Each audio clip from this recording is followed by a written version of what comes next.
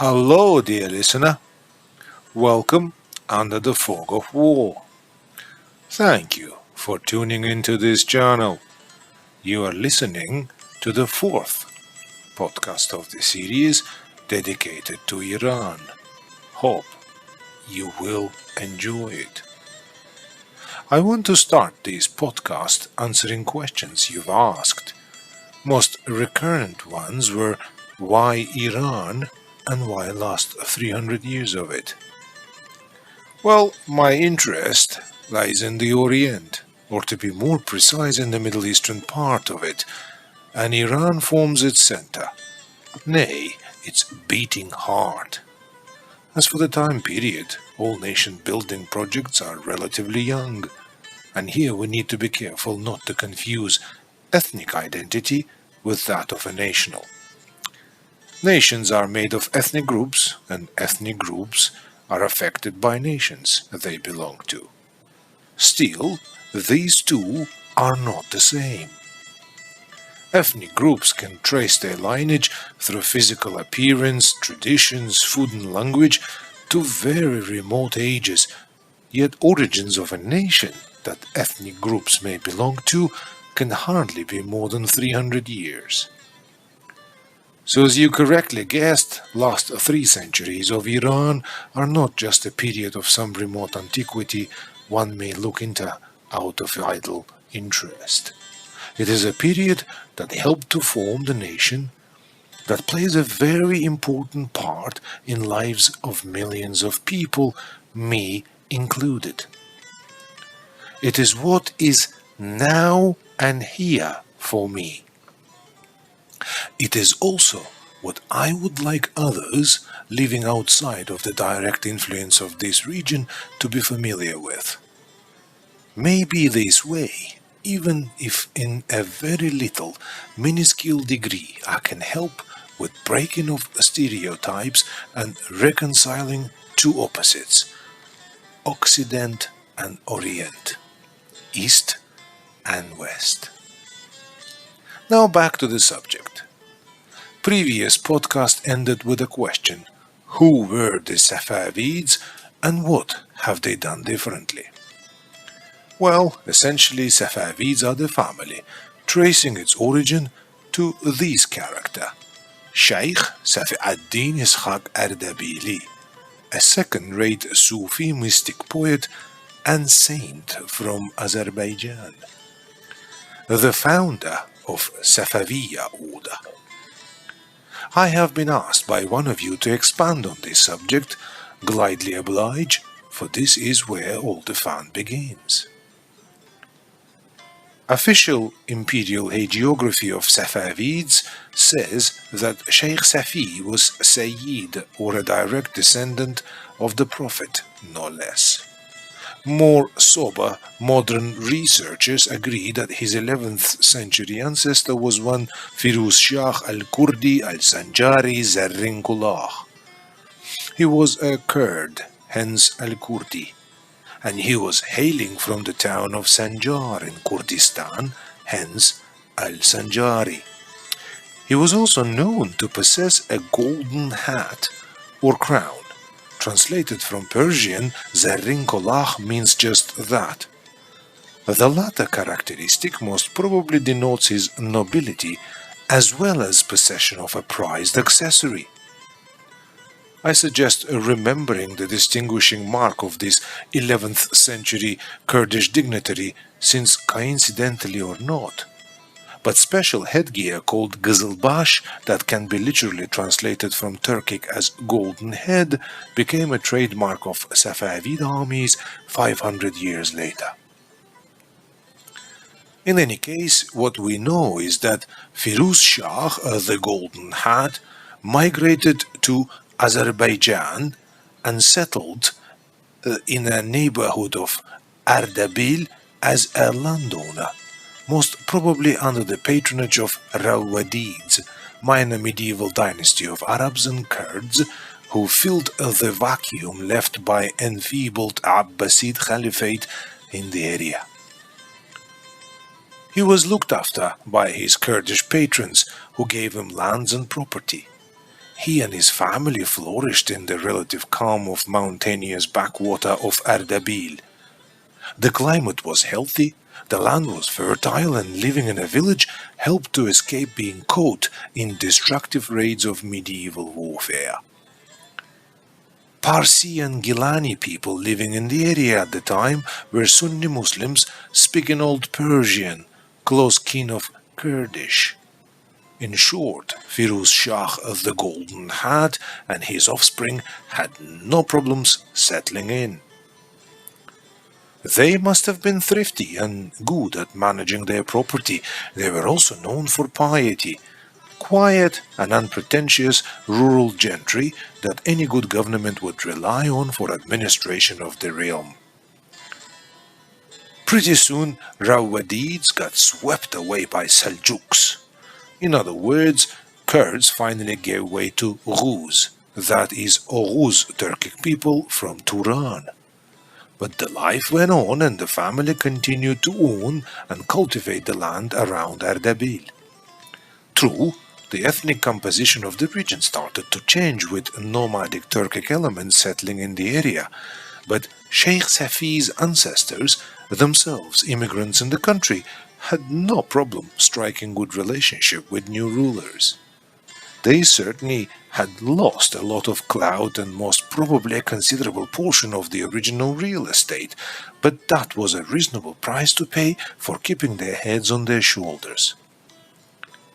By the close of the 12th century, we find Salah ad-Din Rashid, third generation Safavi, living as a small landowner here, in the village of Kal-Khuran, 5 kilometers north of Ardabil. Seljuks gave way to Atabeks, who in their turn fell prey to Khwarezmians, countless hordes of Turan streaming in succession.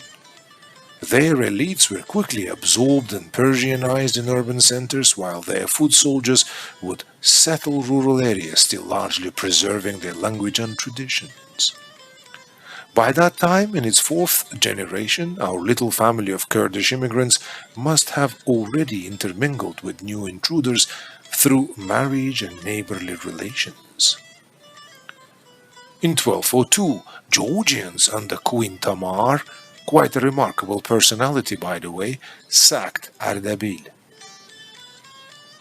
Sheikh Safi's grandfather, Utb ad-Din, fifth generation Safavi, left for dead by marauding Georgian soldiery, had been a witness to the massacre. According to late medieval sources, this was the most violent incident in the life of the family up to today.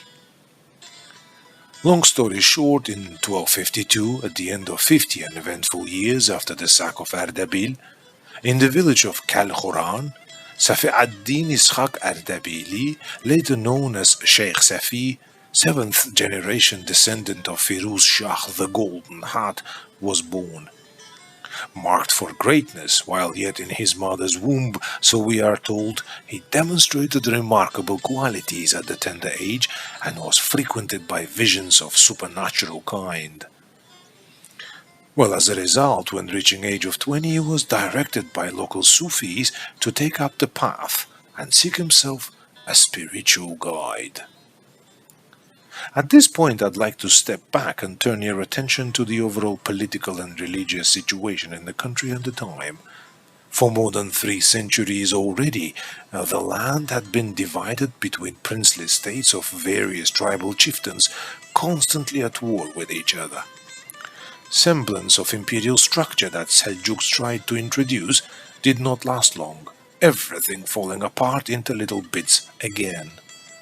Therefore, allegiance to a state or dynasty had very little appeal to the people of Iran, and they were ready to accept as a rule any person capable of maintaining law and order. As for their spiritual life at the time, they were predominantly Sunni Muslims. Their religious affiliation was to Baghdad and its caliphs as spiritual guides. Then came Mongols. In a very short period, they rolled over Central Asia, sweeping away all resistance. In the early 13th century, they entered Iran, finding high-altitude plains of northern Azerbaijan most agreeable for pasture of their shaggy horses. In 1258, when 6-year-old Sheikh Safi was still grappling with visions of angels, grandson of Genghis Khan Hulagu, in the show of respect, had the last Abbasid Caliph wrapped in a carpet and trampled to death by horses. For Persians, destruction of the institute of the Caliphate by Yuj and Majuj, Islamic equivalent of Gog and Magog, was clearly a sign that they had been looking up to an empty symbol, and there got to be another way. Here Mongols had played the part of Yuj and Majuj, violent, savage, and bloodthirsty race from the north. For Turkoman tribesmen of Iran who adopted Islam to be accepted into the realm, destruction of the Caliphate did not make much difference. Not long ago they had played the role of Yuj and Majuj themselves, killing few caliphs in the process. Still living in felt tents and vacillating between winter and summer pasturages, they followed tenets of Orthodox Islam in a very loose fashion, mixing that with shamanistic beliefs of their own. It is no wonder Nowruz, ancient pre-Islamic spring festival of Persians, found such a receptive audience among Turkomans settling in Iran. As for Mongols, last Abbasid Caliph, direct descendant of the Prophet Muhammad, spiritual leader of millions of Sunni Muslims, was just another petty ruler, while Baghdad, the center of the universe, was just another spoil of war. So it happened that Iran and the Turco-Mongols ended with no state-enforced religious policy, and that allowed proliferation of various Sufi orders and movements on its soil. And here lays the irony. Turkmen rulers had been destroying temporal power of the Caliphate for the last 200 years. Mongols, predominantly shamanists or Nestorian Christians, in their turn destroyed last vestiges of its spiritual authority and allowed free religious thinking. However, within a generation, Ilkhans realized that to rule Iran, they need to embrace Islam. And who would be better to convert them than Sufi sheikhs, whose rise to prominence was triggered by Mongol depredations in the first place? Originally, Sufism was a brand of philosophy hardly accessible to wide masses. Before Turkmen usurped the power in Iran, it could hardly be even classed as a movement. The vacuum that 2 centuries of nomadic empires created in this space helped to turn Sufism into a religious creed, no less. Disciples of prominent philosophers and thinkers quickly realized benefits the spiritual vacuum brings. Sufi brotherhoods that originally meant to help chosen few to attain unity with God were opened to wide masses. The religious message was simplified while rigid and well-organized administration structure was introduced. Thus, philosophers and poets became supplanted by administrators. Spiritual students have been replaced by a mass following. For Mongol Khans, however, this was God-sent in every sense of the word, and they heaped riches and favors on sheikhs in exchange for their acceptance and loyalty. So now we can go back to our hero Safi. And here I am allowing myself a bit of speculation. It very well may be that his family fortunes had taken a big hit after establishment of Mongol Ilkhanate. Mongol preference for green pastures of Azerbaijan must have led to yet another redistribution of real estates, and most certainly Ardabil province did not escape their attention. In all probability, that distribution did not go in favor of descendants of Firuz Shah, impoverishing the family and forcing young Safi to seek alternative way of supporting himself. Convinced by visions of his own extraordinary abilities, he took the path of Sufi. I am sure earthly benefits that path could bring were considered too. Following a good advice in 1272, in the reign of Ilkhanid Abaga Khan, Safi ad-Din traveled south to Shiraz. That city was one of the centers of Sufism in Iran at the time. But upon reaching the renowned capital of Fars province, Safi learned about the death of the person he was recommended to follow as a spiritual guide. His search for another teacher in Shiraz was unsuccessful. Sources tell us he'd spent 5 years in that beautiful city conversing with scholars and disciples, alternating these conversations with visitations by angels. Chronicle of his life called Safwat al-Saffar contains a curious anecdote from the time of his stay in Shiraz. According to it, young Safi met poet Saadi Shirazi while there, and apparently during that meeting, renowned poet offered to him a manuscript of his own poems as a gift. Well, reaction of Safi was close to indignation. He declined the offer, stating that his heart can only accept divine verses. Considering dates, such a meeting was possible.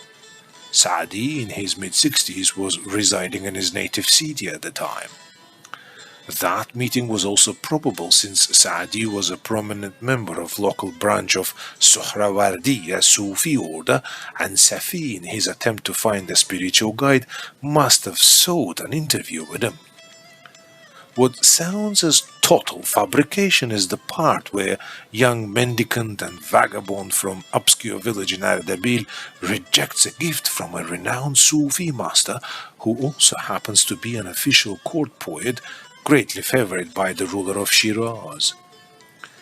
It appears to me, and here I am speculating again, that it was not Safi ad-Din who could not find a suitable teacher, but the teacher who would not find Safi ad-Din as a suitable disciple. No surprise the chronicle turned things upside down. It also sounds suspiciously aligned with the Shia propaganda of later ages that would portray young Safi in his quest for divine message rejecting temporal poetry of a Sunni poet. Well, rejected or not, Safi takes another hint from a well-wisher and travels back north to meet with his future mentor, Sultan of Secrecy and Seclusion, Zahid Gilani. The rest of the story of Sheikh Safi ad-Din Ardabili I will tell you in the next podcast. In the end of this podcast, I would like to read to you famous lines by Saadi Shirazi from his book Gulistan. I will try to read it in Persian, followed by English translation. Please do not judge my Persian accent too harshly.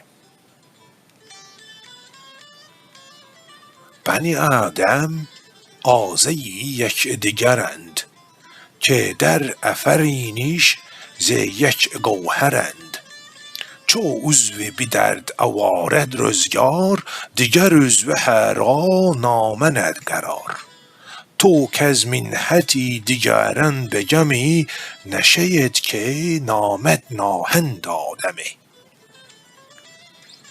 Man's sons are parts of one reality, since all have sprung from one identity. If one part of a body is hurt, the rest cannot remain unmoved and undistressed. If you're not touched by others' pain, the name of man is one you cannot rightly claim. Hope you have enjoyed it. Please subscribe, comment, or like as you see fit. All questions, suggestions, or requests for additional podcast content are welcome.